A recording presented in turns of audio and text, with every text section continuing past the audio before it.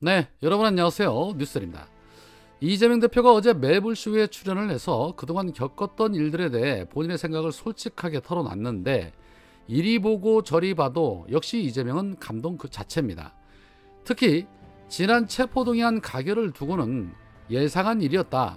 당시 검찰이 수사 과정에서 벌인 일과 당시 당내 움직임 등을 맞춰 보니 당내 일부하고 검찰이 다 짜고 한 짓이라고 시간이 지나고 나서 확신이 들었다. 짰다는 증거는 없고 추측이다. 당내 유력한 분이 처벌이 될 것이니까 당대표 그만둬라 라며 시점을 정해줬는데 나중에 보니까 영장 청구 시점과 거의 맞아 떨어지더라 라고 설명을 했습니다. 해당 발언 듣고 이어가 보겠습니다. 그런데 딱 그때 표결을 했는데 가결되겠다. 와. 왜냐면 그 전에 제가 들은 얘기가 있거든요. 근데 그 검찰이 수사하는 과정에서 벌인 일, 그 타임 스케줄에 따라서 한 일, 이런 것들하고 당내에서 이렇게 저렇게 움직이면서 나한테 비공식적으로 요구한 거, 협상으로 제시한 거, 이런 걸 맞춰보니까 이미 다 짜고 한 짓이거든요. 누가 당내 일부하고. 검찰이요? 거의 비슷하게 맞춰져 있더라고요. 에? 이건 너무 아니 뭐 짰다는 거 증거는 없고. 그러니까 그렇게 추측이지. 이제 추정하신다는 거죠. 이렇게 연관성이 있어요. 타임이. 아니 민주당이 예를 들면 6월 달에 누군가를 만났는데 그분이 저한테 사법 처리될 거니까 당대표를 그만둬라. 그만두지 않으면은 뭐 일이 생길 것 같으니까 본인을 위해서나 당을 위해서나 사퇴를 해라. 민주당 의원이요? 민주당에서 뭐 유력한 분이 그렇게 얘기를 해서 너무 근데 시점도 정해줬단 말이에요. 언제까지. 와 이렇게 시한을 주고. 네. 와, 야 근데 이거는 그게 나중에 보니까 영장 청구 시점하고 딱 거의 맞아 떨어져요. 소름. 이거 뭐야? 이게 다 이렇게 나중에 알게 된 사실인데 그때는 추측만 했지만 나중에 거의 확신하게 된 거죠. 와. 그리고 그때 당시에는 내가 그걸 거절했기 때문에 네. 사퇴하면은 봐준다. 네.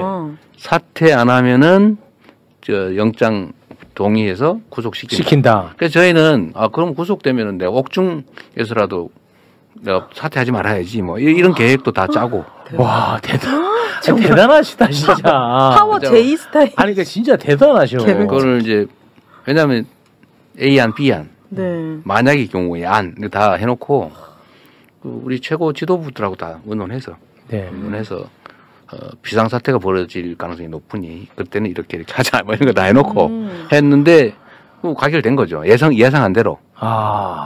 다만 제가 그때 사실은 이런 건데 약간 정무적인 것들이 있는데 반대할 거냐 찬성할 거냐 그러면 가결을 해달라 공개적으로 요구를 해서 그럼 부담 없이 가결을 해서 넘어오면 법원에서 영장이 기각될 가능성이 좀 높아지죠.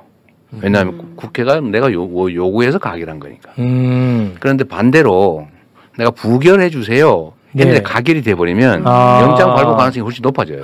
네네. 무슨 말씀인지 알겠습니다. 그래도 저는 부결해 주세요라고 하고 가결이 될 것으로 저는 각오를 했어요.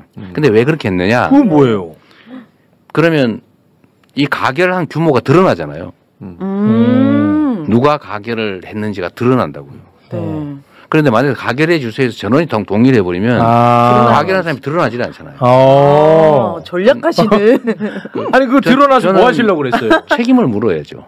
책임을. 이게 내가 개인적 감정이 있는 게 아니고 그건 아니고 당이 살려면 이게 민주당이라고 하는 거를 사적 욕망의 도구로 쓰고 상대 정당 또는 이 아주 폭력적 집단하고 암거래를 하는 이 집단들이 살아남아 있으면 당이 뭐가 되겠어요?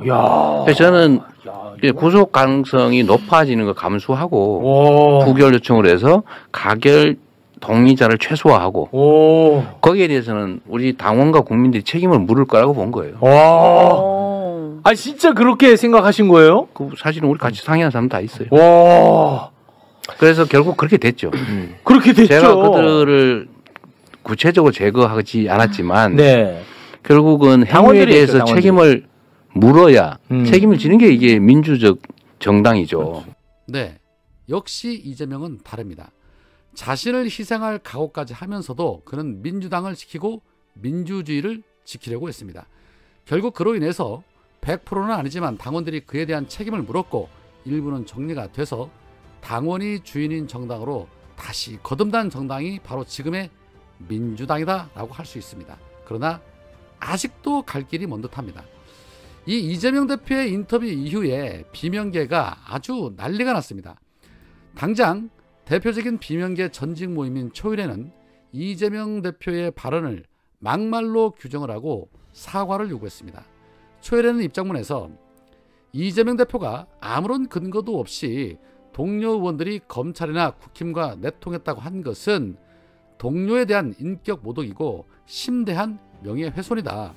이재명 대표가 당내 통합을 얘기하면서 분열주의적 발언을 한 것에 대해 경악하지 않을 수 없다. 앞에서 웃고 뒤에서 칼 꽂는 격이다. 통합 행보는 쇼였느냐라고 비판을 했습니다. 참 그야말로 놀고들 있습니다. 당시 이재명 대표의 등 뒤에 칼을 꽂은 배신자들이 찍소리 말고 조용히 있어도 부족할 판에 뭘 잘했다고 발끈하고 나서는 걸까요? 그리고 아직도 입만 열면 기승전 이재명 비판하는 현역들이 있는 것도 사실 아니겠습니까? 당원과 지지자들이 모르는 것도 아니고 이미 어느 정도는 다 알고 초론하고 있는 부분이어서 뭐 새로운 것도 없지만 그럼에도 불구하고 이 부분을 언급한 것은 지금이라도 반성하고 다시 하나로 뭉쳐 정권교체 이루는데 역량을 모아 달라는 차원에서 언급을 한 것일 텐데 이 비명계들이 또 반발을 하니 이재명 대표는 이마저도 이미 다 지난 일이고 아직도 비명계라는 것이 있느냐, 앞으로 할 일은 당의 역량을 모아 혼란을 극복하는 것이다 라고 강조를 했습니다. 사실 당시 당대표 등 뒤에 칼을 꽂은 자들은 민주당에 남아있을 자격도 없는 자들입니다. 그럼에도 불구하고 이재명 대표가 일정 부분에 대해서는 포용하고 함께 하자고 하는 것인데 양심이라는 것이 있고 죄의식이라는 것이 있으면 입을 닫고 따라주는 게 맞지 감히 사과라니 이 정신들 못 차린 듯한데 또 누가 이 부분에 대해서 들고 일어서는지 지켜봐야 할 이유는 마지막 걸러내기 작업이기 때문입니다. 두 눈 부릅뜨고 지켜볼 것입니다. 여튼 이재명 대표의 방송을 본 분들의 댓글이 정말 수만 개가 달렸는데 그중에는 이런 댓글들이 있었습니다. 다 같이 힘내서 이 사람을 혼자 싸우게 하지 맙시다. 다시는 노무현처럼 보내서는 안 되지 않나요? 라는 글에 많은 분들이 공감을 하고 있었고 지난 대선 0.7%만 생각하면 천추의 한이다 라는 댓글과 대구 사람인데 이재명 대표 정말 10,000% 응원한다는 댓글 그리고 나는 찌재명을 욕하는 사람이었다. 죽어도 이재명은 안 찍는다고 공공연히 친구에게도 가족에게도 말하고 다녔다. 여론조작을 통해 얻은 인기인 줄 알았다. 그러나 우연히 이재명이 자신의 논란을 해명한 유튜브를 보고 글을 공부하며 이재명의 팬이 되고 말았다. 내 모든 걸 바쳐서 이재명을 지지하고 싶다. 거지 같은 대한민국 이재명인이라면 올바르게 바꿀 수 있을 것 같다라는 댓글도 있었으며 부산의 50대인데 언론에 속아 이재명을 많이 오해하고 있었고 제 주변에도 거의 다 그랬다. 최근에 진실을 알게 되고 얼마나 분노했는지 이제 제 가족, 친구, 이웃에게 기회만 생기면 제발 이재명 찍어라, 알아봐라, 공부해라 외치고 다닌다. 제발 이재명 대통령 돼서 우리나라 정상적인 나라 되고 행복한 국민으로 살고 싶다라는 글도 있었으며 오늘 매불쇼를 천천히 봤다. 제가 회사에 입사하고 직장 생활로 정신없이 살다가 몰랐던 이재명을 보며 저는 민주당 입당을 했다. 저는 개몽됐다라는 반응도 있었습니다. 자, 이 외에도 무수한 분들이 오해하고 있었던 부분에 대해서 진실을 알게 됐으며 이재명을 응원하고 지지한다는 말씀들을 하셨는데 그렇습니다. 그는 이미 많은 시간 속에 고통과 고난을 통해 또 충분한 경험을 바탕으로 잘 준비되고 잘 다듬어진 리더가 되었음을 우리는 확인할 수 있습니다. 그런데 황당한 것은 지금도 이재명 대표의 한마디 한마디를 악마화시키려는 기레기들의 움직임이 분주하다는 겁니다. 자신들이 첫 번째 개혁 대상이 될 테니 무섭겠지요. 그러나 시대를 역행할 수는 없습니다. 시대는 이재명 시대를 원하고 그를 통해 수많은 개혁을 원하고 있습니다. 앞으로도 험난한 여정이 기다리고 있겠지만 지지하는 국민들이 있기 때문에 모든 것이 잘 될 것이라 믿습니다. 한동훈은 누가 윤석열 아바타 아니랄까봐 아리백 한국의 현실에 안 맞는다며 폐기론을 꺼내들었는데 사람만 잡는 사람들이 뭘 알겠습니까? 그리고 성폭행 의혹을 받고 있는 장제원은 피해자에게 문자를 통해 그렇게 가버리면 내 마음은 어떡하냐, 힘들다 등의 문자와 함께 전화 좀 받아달라, 어디 있냐라는 메시지를 판복해서 보낸 것으로 알려졌습니다.